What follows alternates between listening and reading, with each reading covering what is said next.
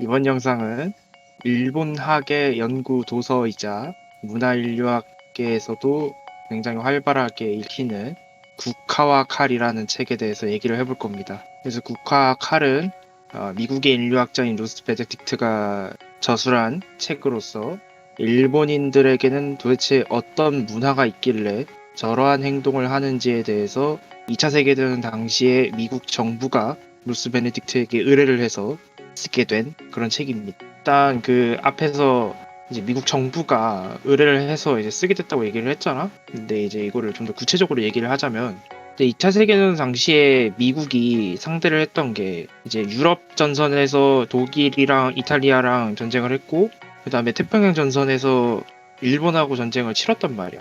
근데 유럽 쪽 같은 경우에는 그 소위 말하는 어떤 서구 문화권이었기 때문에 미국과 같은, 그래서 어느 정도 이제 이해가 됐는데 일본 같은 경우에는 전혀 달랐던 거야. 예를 들면 유럽 전선에서는 독일이나 이탈리아군이 만약에 자기네들이 싸우다가 도저히 못 이기겠다, 이거는 이길 수가 없는 싸움이다 하면 바로 그냥 항복을 했는데, 일본 군인 같은 경우에 안 그랬다는 거야. 미국이 생각하기에 쟤네들 아무리 생각해도 항복하고 지금 나와야 되는데 안 나오네? 하다가 갑자기 방심하고 있는 순간에 갑자기 덴노 헤이카 반자이 하면서 그냥 달려왔다는 거야. 그러면서 분명 저걸 하면은 쟤네들이 죽어. 그냥 무조건 죽어. 근데 그리고 아무리 생각해도 쟤네가 그 죽을 거라는 걸 알 것 같아. 이거는 상식적으로 몰 리가 없어. 그런데 그런 짓들을 한다는 거야. 그래서 과연 도대체 이 일본인들의 그 정신 상태, 정신 구조가 어떻게 되어 먹길래 이런 행동을 보이는가? 그거를 이제 한번 알아보자 해서 이 루스 베네딕트라는 인류학자한테, 문화인류학자한테 이제 얘기를 해서 한번 연구를 해봐라 했던 거. 근데 되게 웃긴 거는 이제 이 책이 결국 나온 게 46년도에 나오거든?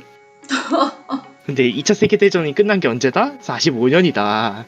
그래서 안타깝게도 이 책을 전쟁에 활용은 못했다고 봐야겠지. 그래서 내가 궁금한 거는 그 어. 사람이 1946년에 집필이 끝났으면은 그러면 1946년 이전부터 책을 쓰기 시작했다는 건데 그럼 일본인을 어. 그 사람은 어떻게 연구를 한 거야? 그 2차 세계대전 아, 당시에? 그렇지. 그래서 이 책이 되게 좀 흥미로울 수 있는 게, 그러니까 우리가 생각하기에 직접 이런 연구 조사를 하려 그러면은 직접 가서 연구 조사를 하는 게 좋다라고 보통 이렇게 생각을 하잖아. 근데 그 당시에는 전쟁 당시였고 미국적을 가지고서 일본을 간다는 것은 불가능에 가까웠기 때문에 뭐 사실상 불가능이라 봐야겠지. 그래서 이제 했던 방식이 그 전에 일본에 대해서 가지고 있던 어떤 문헌, 아니면은 일본에서 태어나서 일본에서 자랐다가 전쟁이 발발하기 전에 미국에서 건너와서 미국에서 사는 일본인들이 있었을 거 아니야.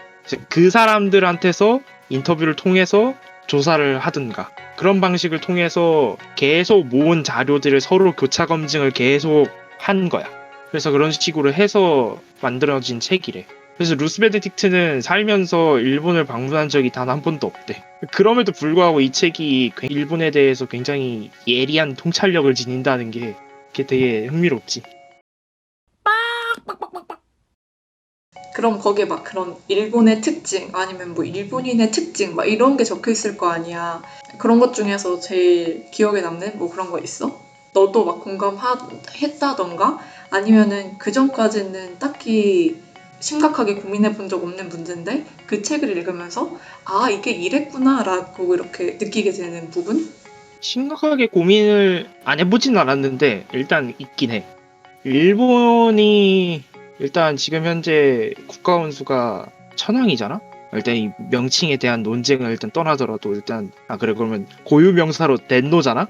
근데 그 덴노가 직접적인 실권을 가진 게 사실상 그 2차 세계대전 전후 정도밖에 없어. 이 일본 역사를 통틀어서 언제나 그 덴노는 그냥 허수아비였단 말이야. 근데 그러면은 굳이 왜 저런 허수아비 왕을 세워놓을까라는 되게 궁금증이 있었단 말이야. 2차 세계대전이 끝나고 나서 그 일본이랑 미국이 이제 종전선언이라고 해야 되나? 그런 거를 하면서 합의 같은 걸 했을 거 아니야. 근데 거기 일본이 요구했던 게 덴노를 유지해달라고 얘기를 했었거든. 근데 굳이 또 이거 덴노를 유지해야 할 이유는 무엇인가 굉장히 궁금했어. 근데 그에 대한 해답이 대충 여기 나와 있는데 어느 정도 일본이 되게 강조하는 게 그 각자마다 자리가 있다는 거야. 그러니까 지켜야 하는 자리가 있다는 거야. 그래서 그 각자의 자리를 지켜야만 일본에서 되게 중요하게 생각하는 게 와거든. 그걸 이제 우리나라가 한자를 읽는 식으로 읽으면 화자야. 조화할 때 쓰는 그 화자거든. 그래서 그 와를 굉장히 중요하게 생각을 하는데 그래서 그 와가 실현이 된다는 거야. 그 각자가 자리를 지켜야만. 그러면은 일본이 생각하기에 천황이 사라지면은 그 조화가 깨지기 때문에 그렇기 때문에 천황을 계속 유지하고 있다고? 그렇지. 그러니까 덴노라는 그 자리가 천황이라는 그 자리라 무조건 있어야 하는 자리이며 누군가가 침범할 수 없는 자리인 거야. 그래서 덴노를 그냥 계속 그렇게 유지했던 거야. 그래서 덴노는 그냥 이렇게 놔두고 그 밑에서 이제 권력을 가지고서 실권을 행사했던 거야. 그렇게 책에서는 얘기를 해. 그래서 이거랑 되게 비슷하게 맥락이 들어가는 게 그 일본이 그 2차 세계대전 당시에 그 대동아라는 그런 목표? 정신? 대동아 정신? 하여튼 뭐 그런 게 있잖아? 근데 그것도 그 각자 국가마다 지켜야 하는 자리가 있다라는 거야. 조선이 일본의 식민지인 것도 그 일본이 생각하기에는 지켜야만 하는 그런 자리였던 거야. 그런 식으로 생각을 했던 거야. 그래서 이제 일본이 그 2차 세계대전, 그러니까 태평양 전쟁을 일으킨 것도 어느 정도는 자기가 그 지켜야 하는 그 자리를 그러니까 되찾게 해주겠다. 원래의 자리로 이제 가게 해주겠다 하는 어떤 그런 마인드에서 시작됐다는 거야. 현대에도 그런 정신이 남아있을까? 일본의 그런 와를 지켜야만 한다는? 근데 아직까지도 천황이 유지되고 있기 뭐 때문에? 그치 천황에 대한 어떤 뭐 폐지 논의가 솔직히 말하면은 일본 공산당 이외에는 나오고 있지 않거든. 이쯤 되면은 뭐 폐지하자라는 얘기가 나올 법도 한데 안 나오는 거 보면은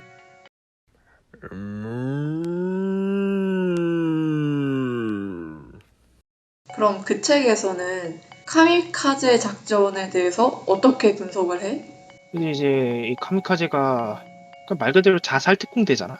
근데 이 죽는다는 것에 대해서 굉장히 미화하는 경향이 있다고 얘기를 해.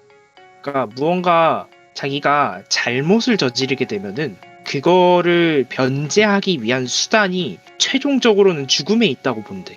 그래서 옛날에 막 사무라이들이 자기가 뭔가 잘못을 하면은 배에 칼을 꽂고 할복을 하잖아. 그것도 비슷한 맥락으로 읽힐 수 있다는 거야. 근데 그럼 카미카제 같은 경우에는 누군가 그러면 잘못을 안 한 경우일 수도 있잖아. 근데 그 경우에도 왜 순상을 받는가? 근데 그거는 이제 의무랑 의리를 되게 또 중요시해. 그래서 그거를 행하는 방식의 하나일 수도 있다는 거야. 그래서 이 의무랑 의리를 이제 일본어로는 기무, 길이라고 읽는데 이제 이 기무, 길이를 행하는 방식 중에 하나일 수 있다는 거야. 그 카미카제가. 국가를 지키는 의무? 그런 느낌인가? 그치? 국가보다는 좀 더 정확하게는 덴노에 대한 의무, 덴노에 대한 의리에 가깝겠지. 난 그때 너한테 설명을 들었던 것 중에 기억에 남는 게 이제 후쿠오카를 부르는 방법? 그리고 아, 그때 너가 그런 얘기를 했었잖아. 일본이 아, 섬나라이기 때문에 섬 안에 아. 있으면 자기들끼리 이제 치고받고 싸우는 그런 것이기 때문에 직접적인 마찰을 피한다? 갈등을 피한다? 약간 그런 식으로 설명하지 않았었나? 이 책에 대해? 그게 이제 뭐 이제 소위 말하는 이제 속마음과 바깥 표정이 다르다. 이제 이게 일본어로 이제는 혼내와 다테마이가 다르다. 이제 요거를 얘기하면 될 것 같은데 얘기한 것처럼 일단은 이 섬나라라는 이 구조상 도망갈 수가 없는 어떤 지형이잖아. 도망을 가려면 바다를 건너야 되는 거니까. 그러니까 그렇게 되면은 점점 충돌을 좀 안 하려고 하는 경향이 생길 수밖에 없단 말이야. 그래서 너가 아까 방금 얘기한 것처럼 최대한 이제 다툼을 덜 만들고 이제 좋은 게 좋은 거다 얘기는 하지만 속마음에는 전혀 다른 게 있던 거지. 본내는 전혀 다른 거지. 그래서 그게 어느 순간 누군가를 죽이는 형태가 될 수도 있고 누명 같은 걸 썼어. 그게 나의 이름에 대한 누명인 거잖아. 어떤 사람이 이런 잘못을 했다더라. 근데 만약에 그게 어떤 사람이 나한테 막 뒤집어 씌운 거야. 그러면은 내 이름에 쓰인 누명을 씻기 위해서 그 사람에게 어떤 복수를 한다든지 그런 걸 해야 돼. 그래서 겉으로는 웃지만 속마음으로는 저놈 어떻게 해야겠다라는 생각을 할 수도 있는 거고, 그게 실제로 이제 표출될 수도 있다는 거지. 나의 잘못으로 만약에 비롯된 것이라면은 내가 죽음으로써 변제를 해야 돼. 궁극적으로는. 그러니까 최종적인 방법이 나의 죽음으로 변제를 해야 돼. 근데 그것이 만약에 나의 잘못이 아니라 어떤 다른 사람에게 이유가 있다? 그럼 그 사람에게 복수를 하는 방식으로라도 변제를 해야 돼. 오, 무서운데? 그게 이제 어떤 일본인의 마인드다라고 이 책에서는 얘기를 해. 자, 어쨌든 그래서 이 책을 정리를 하자면 이 책을 막 설명을 하려고 그러면은 되게 내용이 되게 많기 때문에 막 이거다 하고 설명을 잘 못해. 앞에서 말한 것도 그 일부분에 불과하고 좀 더 설명을 하려면은 더 해야 되긴 하는데, 그렇기 때문에 오히려 이제 내가 설명을 하는 것보다 직접 읽는 것이 훨씬 더 좋은 방법이라고 생각을 해. 이 책을 한번 읽어봐야겠다 하고 동기부여를 하자면, 일본인이라는 민족이 왜 저런 문화를 가지게 되었는가, 아니면은 지금 현재에 와서도 지금 일본 정부가 혹은 일부 일본인들이 왜 저런 발언들을 쏟아내고 행하는가에 대한 어떤 궁금증이 있다. 그렇다면 이 책을 읽으면서 어느 정도 납득이 될 거라고 생각을 해. 그리고 그런 거에 관심이 없더라도 어떤 문화 인류학에 관심이 있다. 그 민족이 전반적으로 갖고 있던 어떤 문화, 그리고 그런 것들에 대한 어떤 자세한 서술, 그런 것들에 관심이 있다. 그래도 읽기 좋은 책이라고 생각을 해. 굉장히 자세하게 서술되어 있고, 그리고 그것들이 어느 정도의 신뢰성을 가지고 있다고 생각을 하거든. 물론 요즘에 와서는 이게 많이 옛날에 쓰여진 책이기 때문에 지금 현재와는 다르지 않느냐 하는 지적도 있다고는 하더라고. 근데 그럼에도 불구하고 충분히 이제 고려해 볼 만한, 납득할 만한 그런 책이라고 생각을 하거든. 와서도 완전히 동떨어져 있다라고 생각은 안 해. 물론 이건 내 개인적인 생각이지만, 그렇기 때문에 그런 궁금증이 있다 하면은 읽으면 되게 좋은 책이라고 생각을 해.